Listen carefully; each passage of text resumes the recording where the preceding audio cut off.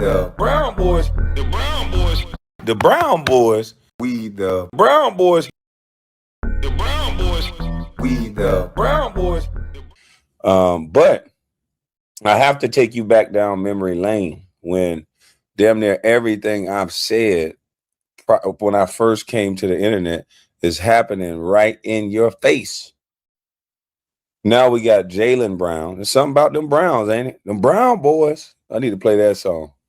Jaylen Brown, who is a very articulate, not to take nothing away from myself, but this young man has, gone way beyond what my educational level went to. He went to college, he's graduated, he's done all kind of things, went to NASA. So Stephen A., everything I said about him, ESPN and Disney, me being from the hood and wanting to recognize with the people, I call Stephen A. script reading. I said it in that way. Some people got it, some people didn't, some people can't handle the B word.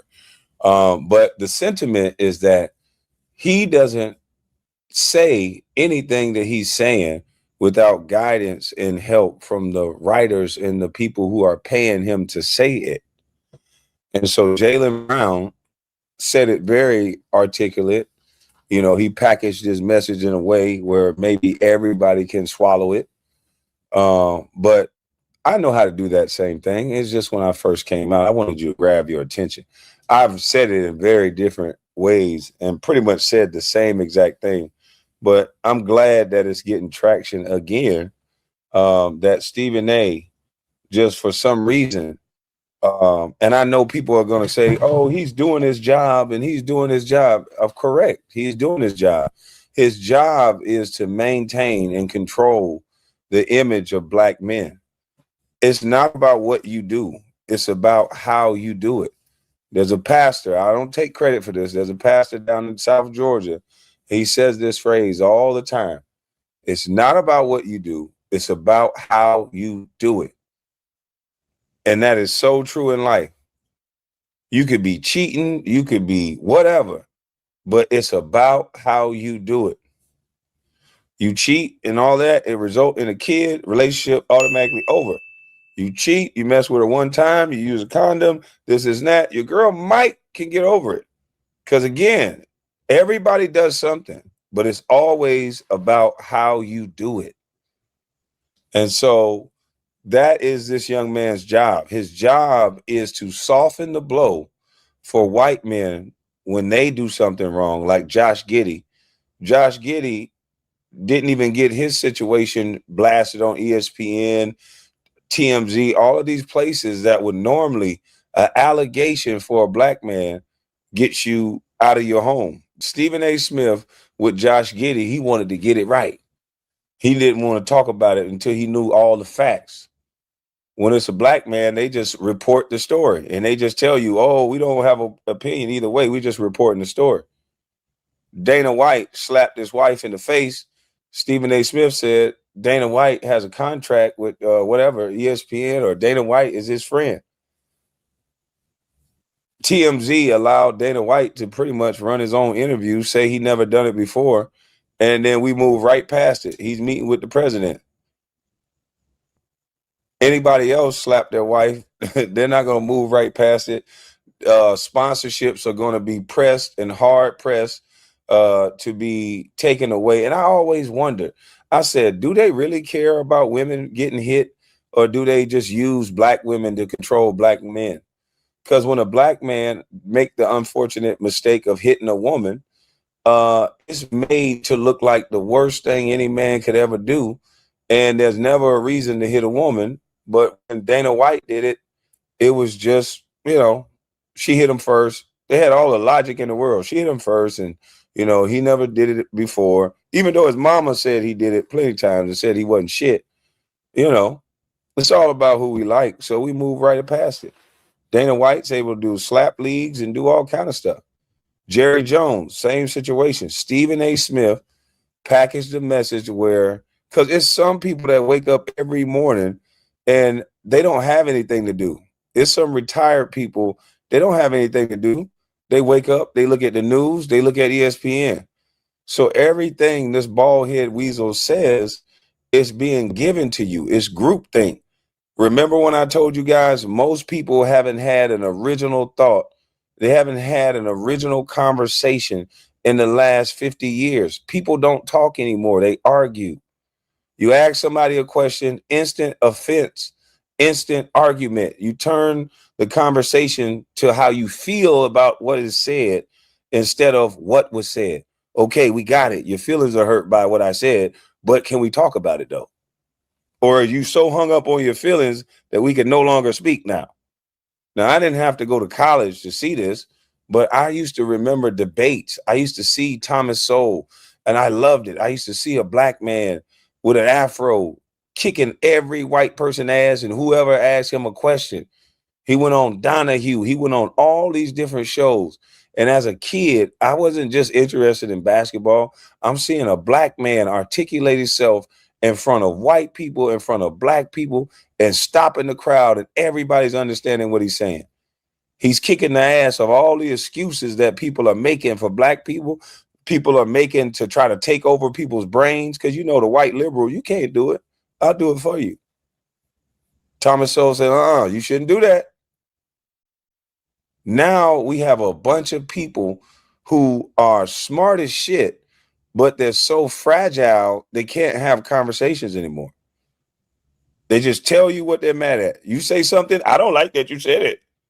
Okay, you don't have to like that I said it. People go on Instagram to see where they want to travel, and then they take it to their boyfriends. People go on Yelp to see where they want to eat, and they take it to their boyfriends. Hell, I did it today. It's so easy that it's hard not to. That's the beauty of this social engineering. That's the beauty of it. They make it so easy that you just fall right for it. We got people at jobs training with AI, the same thing that's going to take their job. And the analogy that Jaylen Brown said about putting the prison tower in the middle instead of on the side, and how that prison tower just being there, people start policing themselves. That's the same thing with the elephant. You tie an elephant to a rope, elephant can snatch that damn rope loose, no problem. But it won't. And then you can get to a point where you can remove the rope and the elephant will just stay there. Because it's been socially engineered to just be where it's at and remain. And that's what we're doing now. We are too groupthink. You telling me as a black man, I realized way back then, I'm like, God dang, gotta be Democrat. I gotta like Oprah. I gotta like Jay-Z. I gotta like Beyonce. If I say anything bad about these people, motherfuckers that don't even know these people are mad. I gotta like Martin Luther King. Like, why do we have so many things we gotta like? We can't say nothing about Pastor, even though we know Pastor got 3 girls in the church pregnant. Don't talk about Pastor. How did we get like this to where certain people can do certain things and it's accepted as long as we say it's a comedian, as long as we say it's an influencer, as long as we say it's an entertainer? We set different rules for different people. That's why I know it's all about who we like. But, so I came on this internet and I ruffled some feathers because a lot of people didn't even think I knew how to speak. But when you got what to say, when you got things like what I'm going to say, you don't want people to hear what you're saying because they're Jaylen Brown you. Just imagine, they're mad at Jaylen Brown for being an intelligent black man who said that he was going to bring Black Wall Street to Boston, a place where they call black people Mondays. And you wonder why they have ESPN and Stephen A. Smith talking about Jaylen Brown. Who even says something like somebody is too smart? One minute they told black men, you need to go to college. They made commercials about us. You need to go to do it now. ITT Tech, DeVry, you're not doing anything. It made us feel worthless if we were just a working man. Jaylen Brown hit every mark that you want to think of. Tall, athletic, very good at basketball.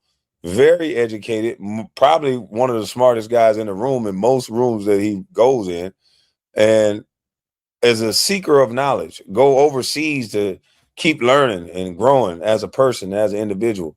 And you wonder why they're scared of Jaylen Brown? You wonder why they want somebody like Stephen A, who has to say big words and bloviate and all kind of bullshit to sound smart, but can't do anything smart. He can't go give a lecture like Jaylen Brown did in front of all those young men and women and have all of them listening. He can't go do that. Of course, they're mad at a Jaylen Brown, especially in a society where you want to prop up our black women and make sure we don't prop up our men. Jaylen Brown should be the quintessential Negro. The guy's educated, rich as hell, negotiates his own contracts. What else he got to do for you to respect him as a man? If he was white, he'd be on the Wheaties box. And they do this to every black man that come up. If Jaylen Brown was a woman, unfortunately, he would be the best thing since sliced bread. Hell, they trying to force us to what's her name that got traded to Atlanta that can't make a layup to save her life, throw the ball over the rim 30 times. And it's no offense, but women have stuck together so much that they forced you to respect women